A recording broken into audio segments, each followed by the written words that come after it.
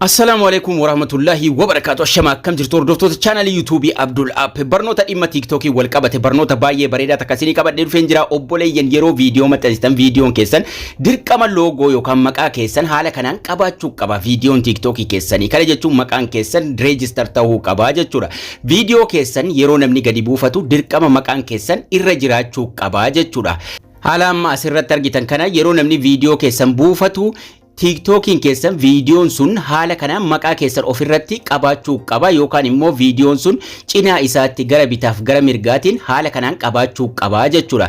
So haala kamiin waan kana irra kaahuu dandeenya ka jedhu namoota baay'een na gaafataa jiru. Akkamitti viidiyoo keenya waan akkasii akka inni qabaatu gochuu dandeenya ka jedhu nama baay'eetu na gaafataa ture. Dirqamas qabaachuu qaba, maqaan keessan register ta'uu qaba jechuudha. Sanaan ala abbaan fedhee viidiyoo keessan buufachuudhaan bakka keessan buuhuudhaan akka waan viidiyoo isaa maxxanfateetti itti hojjechuu danda'a. Kan waliin ilaallu ta'a obboleeyyan haaraa taatan subscribe, like, share gochuun na waliin tura isiniin jecha eegan haala kamiin akka TikTokin keenya maqaa keenya qabaachuu danda'u goona isa jedhutti darbu keenyaan dura obboleeyyan barnoota YouTube dhuunfaadhaan barnoota viidiyoo miidhagsuu barnoota dhimma social media wal qabate keessattuu YouTube irratti haala kamiin hojjenna isa jedhu namoonni dhuunfaan barachuu barbaadan lakkoofsa as jiru irratti galmaa'uu dandeessu. Yeroo gabaabaa keessatti gara Zoomiitiin barachuu eegaluuf deemna isiniin jecha lakkoofsa kanarratti galma yeroodhaan so gara barnoota keenyaatti yeroo dabarfannu TikTok irra seenuudhaan salphaadhumatti haala kamiin akka viidiyoon sun loogoo keenya qabaatu gochuu dandeenya isa jedhu waliin ilaallaa jechuudha. Viidiyoo keessan yeroo namni gadi buufatu daawunlood godhatu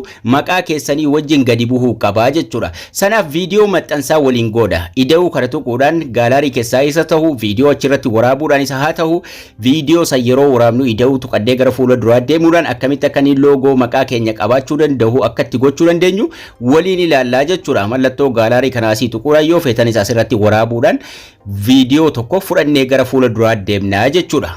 Viidiyoo tokko select godhachuudhaan gaalaarii keessaa ta'u yoo feetan achirratti waraabuudhaan viidiyoo tokko select godhadhee fudhannee gara fuula duraa deemuudhaan haala kamiin akka inni yeroo namni viidiyoo keenya buufatu loogoodhaa wajjin bahuu danda'u gochuu dandeenya isa jedhu irratti xiyyeeffannaa jechuudha. Namoonni baay'een ooniif ofiisaa irrattis ni rakkatu. Viidiyoo fudhannee neekistii tuqachuudhaan gara fuula ittaanutti dabarfachuudhaan gara fuula taayitilii akkasuma haashtaagii adda addaa fayyadamnutti dabarfannaa jechuudha. Kanaafuu dirqama viidiyoon tokko yeroo maxxansitan loogoo qabaachuu qaba. Loogoo TikTokii maqaa keessan irra kaa'uu qaba. Inni jalqaba gaa ergaa seennee booda taayitilii mata duree viidiyoocha irratti barreessuu qabdu. Garuu inni dirqamni yeroo mara yeroo viidiyoo maxxansitan akka viidiyoon keessan nama baay'ee bira gahuuf viidiyoo kana duraan hojjedheen jira. Viidiyoon keessan akka inni nama baay'ee bira gahuuf akka inni view guddaa qabaatuuf haashtaagii babbareedaa haashtaagii namoonni viidiyoo san daawwachuu danda'anitti akka naannoo saniitti akka waan amma fakkeenyaaf afaan Oromoo dalagaa yoo ta'e Oromoo TikTok, Oromoo Music, Oromoo Ethiopian waan akkasii kana haashtaagii heddummeessitanii fayyadamuu qabdu jechuudha. Haashtaagii taayitilii erga barreessinee kaane gara gajjallaatti gaddaquudha. Inni jalqabaa kan nuti cheekkoonu viidiyoon sun everyone nama mara bira akka inni gahutti public irra more option isiin jettu kun jirti ittaanuudhaan more option isii jettu kanarratti tuqannaa jechuudha.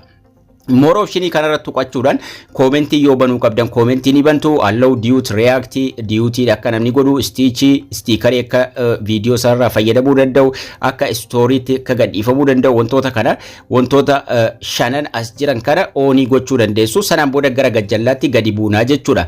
Gara kamitti deemaa jirra amma gara akka inni loogoo keenya qabaatu gochuu dandeenyutti deemaa jirra jechuudha. Erga kana sirreessinee kaane gara gajjallaatti gadi buunaa jechuudha. Gara gajjallaatti yeroo gadi buunu save to device kana yeroo mara namni baay'een ni bantu. Save to device kun ofii tahuu qaba. Save to device yoo gootan viidiyoon sun kan gaalaarii keessan keessa jiru ammallee gaalaariitti gadi buudhaan busy sin godha waan ta'eef ofii gootu. Sanaan booda save post without watermark isa jedhu kanarratti xiyyeeffannaa jechuudha. Watermark TikTok akka inni qabaatutti jechuudha. Save post without watermark postii kana yookiin viidiyoo kana watermarkii malee save godhii ka jedhu kana yookaan immoo akka gadi bu'uu danda'utti oonii ta'ee jira. Kanaafuu ni cufnaa jechuudha. Watermarkiidhaan akka ta'u ofii gootuu jechuudha. Yeroo isin ofii gootan viidiyoon keessan watermarkiidhaan wajjin bahaa jechuudha. Garuu yoo oonii gootan ka daalachaa'ee jiru kana save post without watermarkii kana yoo haala kanaan bantan Kana jechuun banaa jira jechuun viidiyoon keessan watermarkiin irra hin jiraatu jechuudha yoo banaa ta'e. Kanaafuu cufuu qabdu daalachaa'ee taa'uu qabaa jechuudha akka qabaatuuf akka maqaan keessan yeroo namni viidiyoo keessan gadi buufatu akka maqaan keessan viidiyoo sanarra jiraatu save post without watermark ka jedhu kun ofii tahee taa'uu qabaa jechuudha akkanatti cufaa taa'uu qabaa jechuudha yoo bantan garuu yoo haala kanaan banaa jiraate viidiyoon keessan hin qabaatu jechuudha. Kanaafuu akka irra jiraatuuf ofii gochuu qabdu.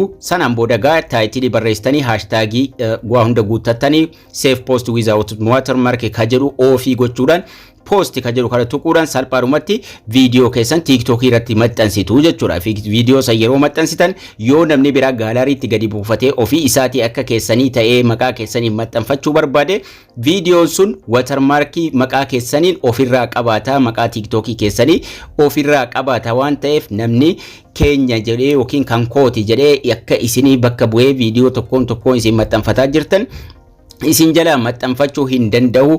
Xumura viidiyoo irrattis waan akkasii kana loogoodhaa fi maqaa keessan ofirraa qabaataa jechuudha. Kanaafuu haala kanaan sirreeffachuu qabduun isiniin jedha. Hundi keessanuu yeroo maxxansitan ofii godhaa maxxansaa waan kana isiniin jecha barnoonni keenyas kana fakkaata akka irraa barattan abdii guddaan qaba. Laayikii sheerii hiriyoota keessaniif gochuu hin dagatinaa isiniin jecha haga barnoota kutaa itti aanu walitti deebinutti turtii gaarii nagayaan tura.